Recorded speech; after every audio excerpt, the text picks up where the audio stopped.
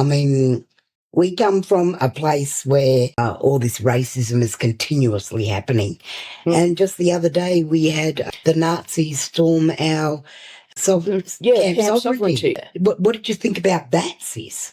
Fucking gutless. Sorry, but Absolutely. Fucking useless bastards. Neo-Nazis, it's a special kind of breed. Considering hailing the Australian flag, waving it, screaming white power and doing the Nazi salute.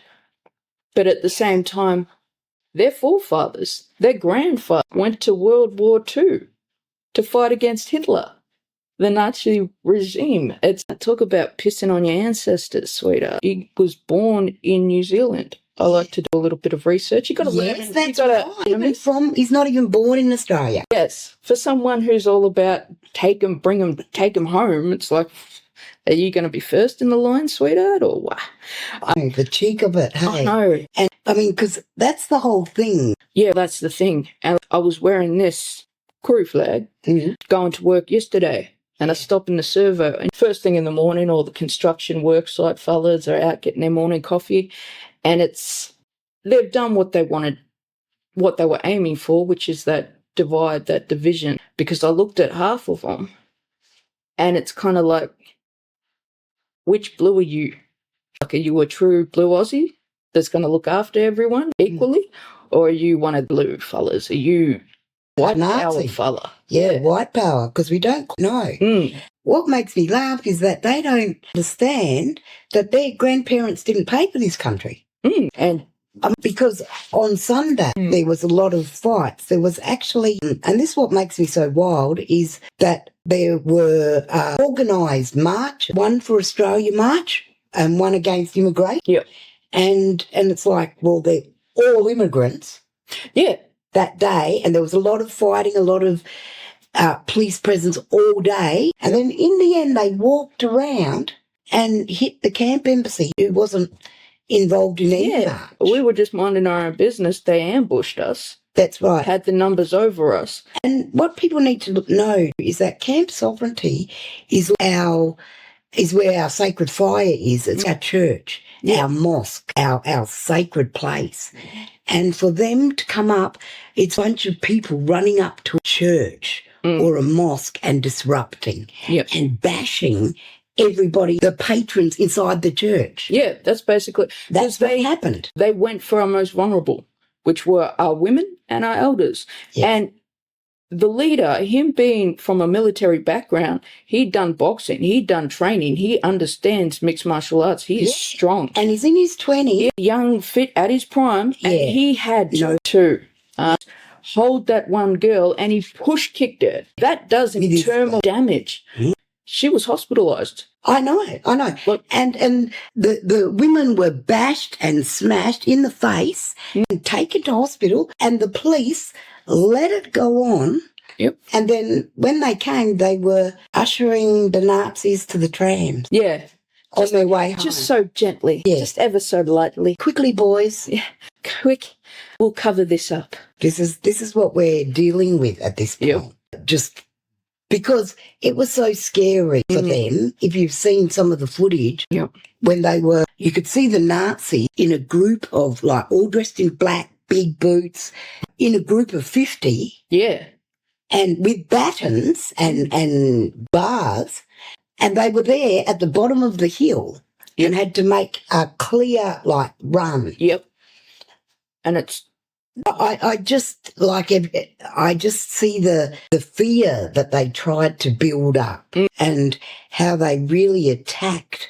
Like, why didn't police arrest them? There. And why have they only been arrested for a fray? Because what we're talking about is terrorism. It's a crime. It's terrorism. Yeah. And it's something that should be stopped immediately, and the police and the state and ASIO should have stepped up and done something about it. But they are ignoring, or they're smiling at them, or they're patting them on the back. Yeah, good job. This is the Aussie way. It's not the fucking Aussie way.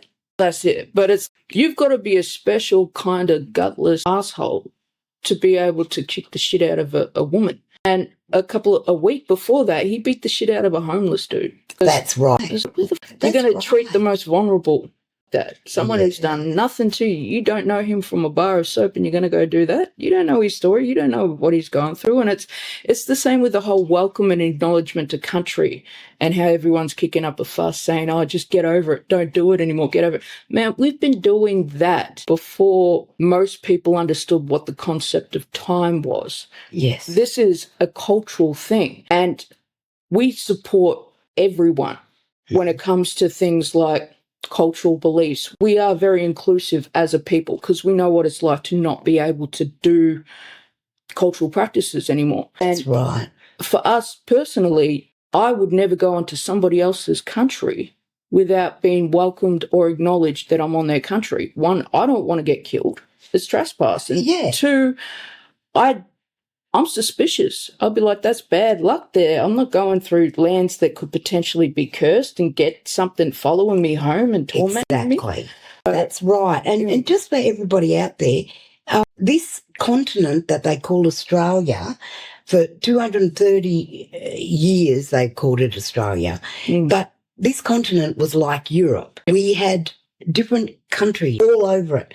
And if you Google the map of Australia, you will see we have about 800 countries. And so all those different languages and countries have always been here. And Aboriginal Australia, First Nations, we still live in those countries. So like knowing our different countries is really important. The whole of First Nations Australia know it like that. Only in the 250 years has it been changed to a 7-state country. Yeah. When we speak of our country as Australia, like it's a really much different place than what the English and everybody else call it, Western world. So when you hear us say, I've got to go home to country, I've got to heal, it's when we say sovereignty was never ceded, it's acknowledging we have our own customs, our own kingship groups, our own belief systems, our own law, our own language, our own territories.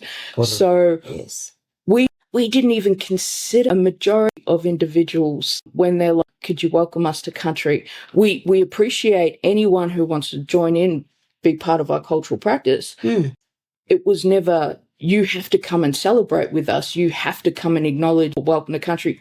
It didn't even concern Australians because it was something we always done. Yeah. And we're not about our way or the highway. We traded with everyone for thousands of years. We did. Yeah. We traded with Indonesia, Papua New Guinea, all over. But they went back to their homes. Afghanistan. We had camels in Australia before the English got here. But honestly, Mariki, it's been so great to yarn with your sister, and it's hard being a First Nations person in this country. Yay. We just make it look good. We make it look good.